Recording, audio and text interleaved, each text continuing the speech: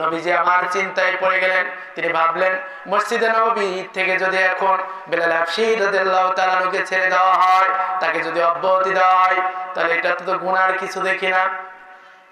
আল্লাহর পয়গম্বর মসজিদে নববীর জন্য অন্য আরেকটি মুয়াজ্জিন নিযুক্ত করে দিলেন। আল্লাহু আকবার।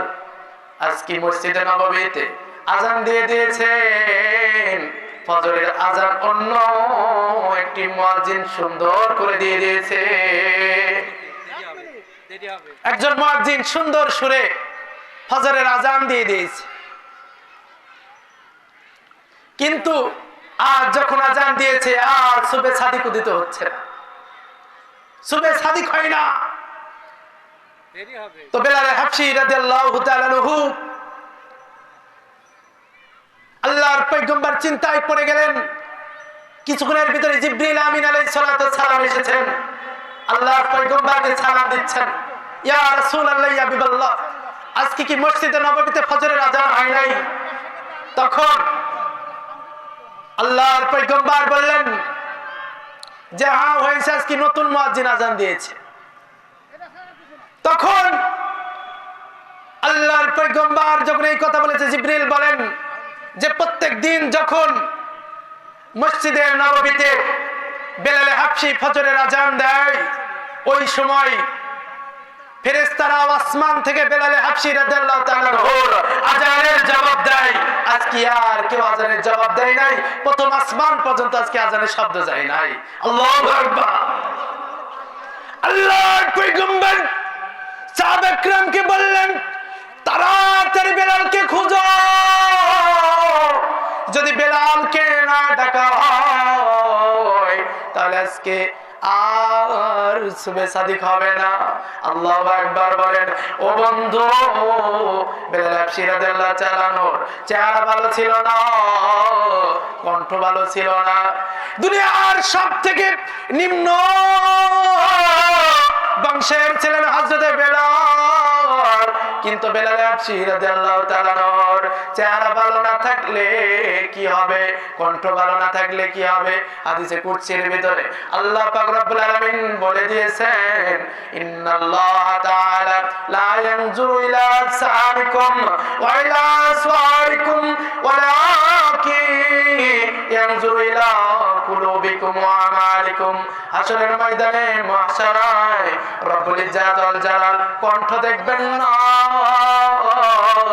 সূরাত দেখবেন না, সিরাত দেখবেন না, বডি স্ট্রাকচার দেখবেন না। আল্লাহ পাক রব্বুল আলামিন হাশরের ময়দানে মাহশারায় দেখবেন বান্দার কলব এবং আমল। জোরে জোরে বলেন না সুবহানাল্লাহ। এই চেহারা দিয়ে হাশরের ময়দানে মুক্তি পাওয়া যাবে না। আবু জেহেলের চেহারা দুনিয়ার ভিতরে সব থেকে সুন্দর চেহারা ছিল, লাল টকটকে বর্ণ, কিন্তু তার চেহারার কারণে সে জান্নাতে যেতে পারবে না। বেলাল হাবশী রাদিয়াল্লাহু তাআলা আনহুর চেহারা ছিল সব থেকে কালো কুৎসিত একজন আফ্রিকান। নিচের ঠোঁটটা নিচের দিকে নেমে গেছে, উপরের ঠোঁটটা উপরের দিকে উঠে গেছে, মাথাটা ছোট, মুখ দিয়ে মনে হয়তো ঘাম ঝরলে কালো কালো ঘাম ঝরে যায়। বেলাল হাবশী রাদিয়াল্লাহু তাআলা আনহুর কিছুই ছিল না, কিন্তু কলবটা ছিল সুন্দর, যার কারণে বেলাল আযান না দিলে সুবে সাদিক হইতো না। জোরে জোরে বলেন না সুবহানাল্লাহ। বেলাল হাবশী রাদিয়াল্লাহু তাআলা আনহু আযান দিতেন মসজিদে নববীতে, কিন্তু তার অভ্যাস ছিল যখন আশহাদু আন্না মুহাম্মদ উচ্চারণ করত তো নবীজি সাল্লাল্লাহু আলাইহি সাল্লামের দিকে তাকাইতেন।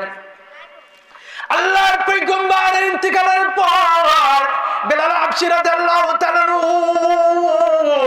আমার ভাইয়েরা, আমার বন্ধুরা, বেলাল হাবশী রাদিয়াল্লাহু তাআলা আনহু যখন যায় নামাজের দিকে তাকায়, যখন নামাজের মুসল্লি দিকে তাকায়, আশহাদু আন্না উচ্চারণ করে, মুহাম্মদ উচ্চারণ করবে, এমন সময় আল্লাহর পয়গম্বরকে দেখে না বেলাল হাবশীর জবান দিয়ে আর আল্লাহর পয়গম্বরের নামটি উচ্চারিত হয় না, আযান উচ্চারণ হয় না। বেলাল হাবশী রাদিয়াল্লাহু তাআলা আনহু আল্লাহর পয়গম্বরের বিরহ বেদনায়, আল্লাহর পয়গম্বরের ইন্তিকালের পর বেলাল হাবশী রাদিয়াল্লাহু তাআলা আনহু মসজিদে নববীর মুয়াজ্জিনি ছেড়ে দিয়েছে। মসজিদে নববীতে আর আযান দেয় না। যে আল্লাহর পয়গম্বর নাই, তিনি যখন মুহাম্মদ উচ্চারণ করতেন ওই সময় আল্লাহর রাসূলের দিকে তাকাইতেন। আজ কি তো আল্লাহর রাসূলকে পাওয়া যায় না। তো বেলাল হাবশী রাদিয়াল্লাহু তাআলা চলে গেছেন। মক্কার মদিনার মানুষগুলো চিন্তায় পড়ে গেছে, সাহাবে কিরাম চিন্তায় পড়ে গেছে। অনেক দিন তো হয়ে গেল বেলাল হাবশী রাদিয়াল্লাহু তাআলা মসজিদে নববীতে আযান দেয় না। বেলাল হাবশী রাদিয়াল্লাহু তাআলা আযানের আওয়াজ শোনা যায় না। কি করা যায়, কি করা যায়? তারা চলে গেছেন হাসান হোসেনের কাছে। হাসান হোসেনের কাছে যে বলেন, ও হাসান, ও হুসাইন, তোমরা যদি বেলাল হাবশী রাদিয়াল্লাহু তাআলাকে রিকোয়েস্ট করো তো বেলাল না করতে পারবে না, তাড়াতাড়ি চলে যাও। বেলাল হাবশী রাদিয়াল্লাহু তাআলার কাছে চলে যাও। বেলাল হাবশী রাদিয়াল্লাহু তাআলার কাছে চলে গেছে। যাওয়ার পরে বেলাল হাবশী রাদিয়াল্লাহু তাআলা আল্লাহর পয়গম্বরকে দুই বগলের মধ্যে যখন হাত দিয়ে যেভাবে ধরতেন, এমন ভাবে দুই সাহাবী বেলাল হাবশী রাদিয়াল্লাহু তাআলাকে ধরেছে। বেলাল হাবশী রাদিয়াল্লাহু তাআলার চিৎপটে ভেসে উঠেছে। এইভাবেই তো এই দুই সাহাবী আল্লাহর পয়গম্বরকে ধরতো, বলতেছে চলেন আপনি মসজিদে নববীতে আযান দিবেন। সুবহানাল্লাহ বলেন। বেলাল হাবশী রাদিয়াল্লাহু তাআলা তো কথা অস্বীকার করতে পারতেছে না, কেন এইভাবেই তো আল্লাহর পয়গম্বরকে ধরতো। জোরে জোরে বলেন সুবহানাল্লাহ। বেলাল হাবশী রাদিয়াল্লাহু তাআলা মসজিদে নববীর দিকে এসেছেন। সমস্ত এলাকার মধ্যে কান্নার রুল পড়ে গেছে যে আজকে অনেকদিন পরে বেলাল হাবশী রাদিয়াল্লাহু তাআলার কণ্ঠে আজ সুন্দর করে আযান শুনবেন। বেলাল হাবশী রাদিয়াল্লাহু তাআলা এসেছেন। সকলেই বলতেছেন ওঠো, উঠে আযান দাও, তোমার আযান শুনে আজকে কলিজা ঠান্ডা করব। জোরে জোরে বলেন সুবহানাল্লাহ। উঠো বেলাল মিনারাতে, সময় বয়ে যায়,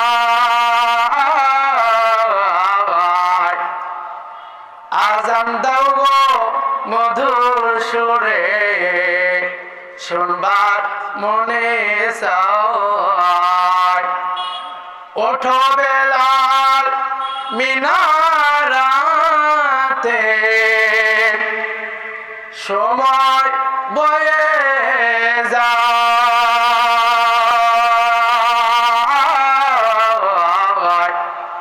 আযান দাও গো মধুর সুরে, শুনবার মনে চায়।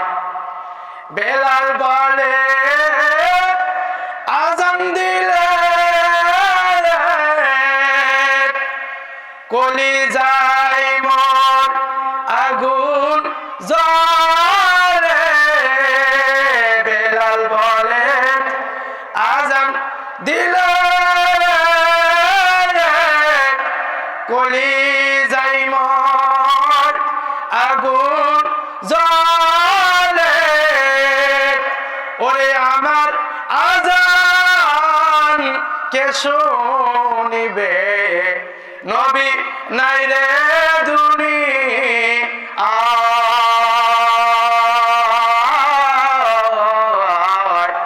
আযান দাও গো মধুর সুরে, শুনবার মনে চায়।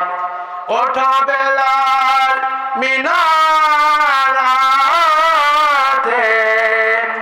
সময় বয়ে যায়, আযান দাও গো মধুর সুরে, শুনবার মনে চায়। আযান দাও গো মধুর সুরে, শুনবার মনে চায়। বেলাল হাবশী রাদিয়াল্লাহু তাআলা মসজিদে নববীতে উঠে গেছেন।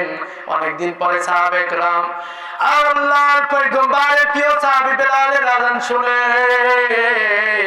মসজিদে নববীর ভিতরে কান্নার রোল পড়ে গেছে। সমস্ত মানুষ ঘরের কাজ, বাড়ির কাজ, ক্ষেত খামারের কাজ ছেড়ে বেলাল হাবশী রাদিয়াল্লাহু তাআলা আনহুর আযান শোনার জন্য পাগল হয়ে গেছে, দিশেহারা হয়ে গেছে। সকলে মসজিদে নববীতে চলে এসেছে। এবং সাহাবী ছিলেন হযরতে বেলাল। জোরে জোরে বলেন না সুবহানাল্লাহ। আমরা ইসলাম অনুযায়ী আমাদের জীবন যাপনকে চালাইতে চাই না, রাসূলের রং অনুযায়ী আমাদের জীবন যাপনকে চালাইতে চাই না। আমাদের জীবন যাপন ইহুদি খ্রিস্টান নাছাড়া তাদের রঙে রঙিন করতে চাই। এক শ্রেণীর মানুষ আছে নিজে হজ করেছে, নিজে নামাজ পড়তে পড়তে কপাল কালো করে ফেলাইছে, কিন্তু মেয়েটারে পর্দা করায় না। স্কুল কলেজে ইউনিভার্সিটিতে দিয়ে দিয়েছে, খোলাম খোলা ছেড়ে দিয়েছে। কথা বলে ঠিক না? এই ব্যক্তি মসজিদের কোনায় তসবিহ টিপতেছে আর মেয়েটাকে বেহালা বেশরম ভাবে এলাকার ভিতরে ছেড়ে দিয়েছে। বড় মোবাইল কিনে দিয়েছে। এই মোবাইল দেখে দেখে যুবক যুবতীর চরিত্র নষ্ট হয়ে যাচ্ছে। কথা বলে ঠিক না? এই মোবাইল দেখলে কি উপকার হয়? আপনাদের এই প্রসঙ্গে একটা কথা বলে আজকের মাহফিলের বয়ান ইনশাআল্লাহ শেষ করব। মেরে মুহতারাম দোস্ত বুজুর্গ, আমি বলি সন্তানকে অস্ত্র কিনে দাও, কিন্তু মোবাইল কিনে দাও না। কারণ অস্ত্র কিনে দিলে এই অস্ত্রের দ্বারা অন্যজন ধ্বংস হবে, আর মোবাইল কিনে দিলে সে তিলে তিলে এরকম ধ্বংসের দিকে চলে যাবে। কথা বলা ঠিক না? জামানা মোবাইলে খাইছে, জামানা মোবাইলে খাইছে, জামানা মোবাইলে খাইছে, জামানা মোবাইলে খাইছে। ওরে অল্প বয়সের পোলা মাইয়া প্রেমে জড়াইছে, জামানা মোবাইলে খাইছে, জামানা মোবাইলে খাইছে। কথা বলেন ঠিক কিনা? ওরে রেডিও থুইয়া ট্যাব আসিল, ট্যাব থুইয়া টিভি, টিভি থুইয়া মোবাইল আইছে, যা খুশি তা পাবি। কথা বলেন ঠিক কিনা? ওরে রেডিও থুইয়া ট্যাব আসিল, ট্যাব থুইয়া টিভি, টিভি থুইয়া মোবাইল আইছে, যা খুশি তা পাবি। এসব দেখে যুবক যুবতীর মাথা নষ্ট হয়ে আছে, জামানা মোবাইলে খাইছে, জামানা মোবাইলে খাইছে, জামানা মোবাইলে খাইছে, জামানা মোবাইলে খাইছে।